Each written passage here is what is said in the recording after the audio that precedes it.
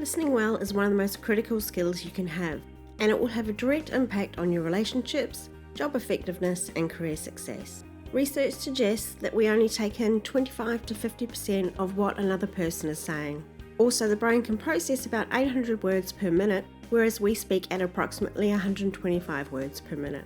That leaves a lot of time for our mind to wander and compete for our attention rather than focusing on the message that the other person is trying to communicate. Listening actively goes beyond simply hearing the words. Active listening is about using a set of techniques to hear what the other person has said and understand the meaning as they intended. You are fully engaged and focused on what the other person is communicating, not just verbally, but recognizing their non-verbal communication as well. You are not tuning people out, giving only some of your attention, or just waiting for your opportunity to speak, distracted by planning your response. Here's an example between passive listening and active listening as it might happen in the workplace. Passive listening. You're in a meeting with a colleague who needs to give instructions on a project you're about to take over from them. They run through the key points and steps you need to take, and you remain quiet and nod your head. Meanwhile, you're mentally running through your to-do list and other priorities for the day. You missed a few steps, but you'll figure those out later. You just need to get this meeting over and done with. Active listening. While your colleague is handing over the project, you've asked clarifying questions about the things that you think you may not have fully understood, summarised the information they have given to check your understanding, and made notes to refer to later. Your phone is nowhere to be seen, and you consciously redirect your thoughts whenever they start to drift to other things. Active listening is an important communication skill that can help you better understand others and create productive conversations. Here are some of the benefits of actively listening. It improves communication. Active listening helps bridge the gap between two people to create rapport and encourages them to be more open and honest in their conversations. Active listening provides the tools to question, paraphrase, and give feedback, which greatly improves the quality of communication. It strengthens relationships. Listening actively helps build trust between people and therefore strengthens relationships. The person you are communicating with feels valued, seen, and understood. Increases empathy. Active listening allows you to better see the other person's point of view, which can help increase empathy and creates a shared understanding. It also helps eliminate bias that might affect your interpretation. Enhances problem-solving skills. Active listening can help identify the root causes of a problem and result in more effective, creative solutions made collaboratively. Improves memory. Listening actively can help retain more information during conversations. Active listening is a hugely valuable communication tool, but there are some common barriers you need to be aware of and eliminate. Distractions. If a person's attention is divided between the speaker and their surroundings, it will be difficult to stay focused and remain present in the conversation. With your mind's inclination to wander up to 47% of the time, keep temptations at bay by disconnecting from notifications and placing yourself in quiet surroundings. Preconceived ideas and perceptions. When certain assumptions are already held, it can be difficult for a person to truly listen and consider the other person's point of view. Whether you intend to or not, it's likely that you're bringing your own ideas and beliefs to the table, which makes it hard to relate to the speaker's point of view and comprehend their position. Additionally, instead of listening to understand, most of the time is spent forming your own argument in defense of your position. Emotions. Strong emotions, both positive and negative, can impede a person's ability to actively listen. Try and focus on the message being delivered, not the person delivering it. Lack of interest. If a person is not interested in the conversation or the speaker is rambling on, it can be difficult for them to maintain focus and actively listen. Think about why you're having the conversation, the benefits or the outcome you want to achieve to bring you back on track. Focusing on the wrong thing. If you're discussing an issue, our tendency is to jump in straight away with solutions to eliminate the problem, where you should be taking the time to listen to all of the relevant ins and outs of the situation before exploring solutions. If you feel tempted to jump in, write your thought down and refocus back to the speaker. You can then revisit your notes when the speaker has finished. Steps to active listening. You will move through the following 3 steps when you listen actively. 1. Prior to engaging in the conversation, you should focus on the subject of the discussion. For instance, you could inquire as to what the person wants to talk about. This allows you to transition from one prior topic to a new one, and to stop thinking about the tasks that you were previously occupied with. 2. Paying attention to both the words being spoken and the non-verbal cues given off by the speaker is critical. Research has revealed that as much as 55% of total communication is non-verbal. So it's necessary to not only focus on what's being said, but also pay attention to the body language. 3. Show that you are actively listening to the speaker by giving them feedback. Restating their main points will help you better comprehend what you've been told.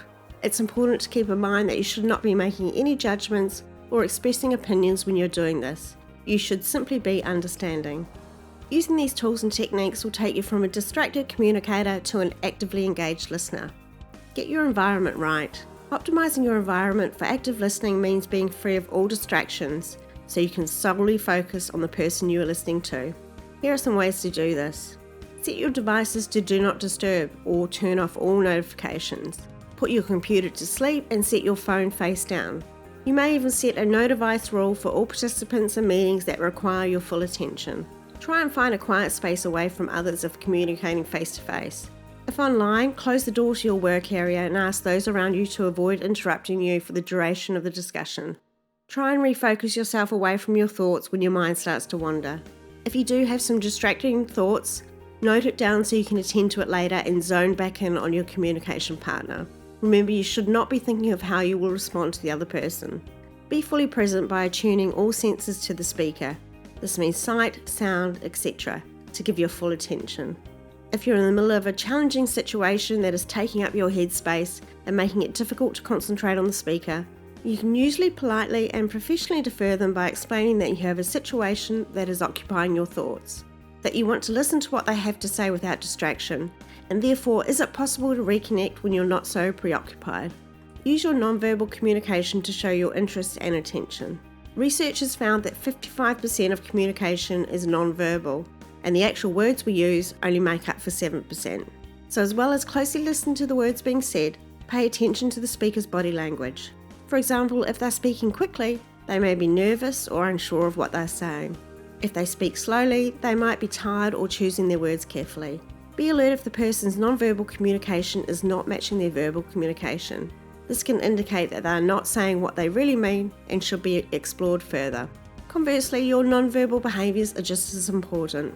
You can show your interest and focus by doing the following. Use friendly eye contact. Psychologists indicate that 3 seconds before looking away is ideal in Western cultures. The length of time indicates you are interested without making the other person uncomfortable. Lean in slightly. Leaning forward shows you're engaged with the speaker and the information that they are delivering. Give positive facial expressions. Smiling slightly and nodding are positive. Avoid showing negative expressions like frowning or looking away. Keep your body language relaxed with your arms resting in front of you. Crossing your arms, playing with your hair, or resting your chin on your hand could be a signal of a lack of interest, boredom, or impatience. Be patient and don't interrupt. If someone is slower in their speech or takes pauses, resist the urge to finish their sentences for them or fill silence with your own thoughts or stories. Listen to understand, not to respond. Remember, don't prepare a reply in your head while the other person has the floor. Don't reply while the other person is in the midst of communicating. Wait for an indication that it is your turn to speak. Also, don't change the subject abruptly, as this could be perceived as being bored or impatient. If you're struggling to wait your turn, put your hand over your mouth in a natural way. This is a reminder to yourself to wait your turn. Alternatively, quickly jot down the thought or question to get it off your mind. Ask open questions and summarise what you've heard. Open-ended questions are those that can't be answered with a quick yes or no. These are called closed questions. Closed questions shut down a conversation and limit the amount of information that you can acquire, which is not ideal. After waiting until the speaker is finished, start clarifying what you've heard and probe for additional details by asking open-ended questions. Asking open-ended questions also shows that you're interested in keeping the conversation flowing and that you're engaged. Consider the difference between asking, "Were you happy with the report I provided?" versus, "What else could I have done to improve the report?" Check that you've understood correctly before moving on by summarising what you've heard and repeating it back to the speaker so they have the opportunity to make corrections. You can start your summary by saying things like, "My understanding is that," or "It sounds like you're saying that." Summarising and reflecting back on what has been said makes the other person feel validated and minimises the chances of miscommunication. Don't be judgmental. Enter the conversation with an open mind. Remain neutral and non-judgmental, because this will encourage the other person to continue sharing their thoughts. They feel safe in the knowledge that they won't be received negatively. Try and be mindful when you're listening of judgment or biased perceptions that are entering your thoughts. Listen with empathy and a genuine interest in hearing the speaker's perspective. As you put active listening into practice, remember these 5 A's to guide you. They are: 1. Attitude. Enter into conversations with an open mind and a positive attitude. Be genuinely interested in understanding fully what the other person is saying. 2. Attention. Pay full attention to the speaker by eliminating distractions and giving your full attention to the other person. Give verbal and non-verbal cues to show that you're engaged in the conversation. 3. Adjustment. Be flexible and go with the flow of the conversation, rather than trying to force the conversation in the direction you'd like it to be. 4. Accepting. Accept the other person's opinions and feelings with an open mind. Avoid being judgmental and be willing to learn from others. 5. Aware. Be aware of your own biases and beliefs that may prevent you from understanding the other person's viewpoint. Try and be flexible and open to new ideas. On the surface, listening seems like a pretty basic activity that we all engage in. It's simple, right? But the reality is that to listen to understand, you need to be practicing active listening. You need to be removing barriers that can hinder your ability to fully comprehend the other person. Active listening will ensure you're not just hearing, you are understanding, processing, responding appropriately, and retaining the information delivered to you. This is where genuine relationships are formed, collaboration occurs, and problems are solved.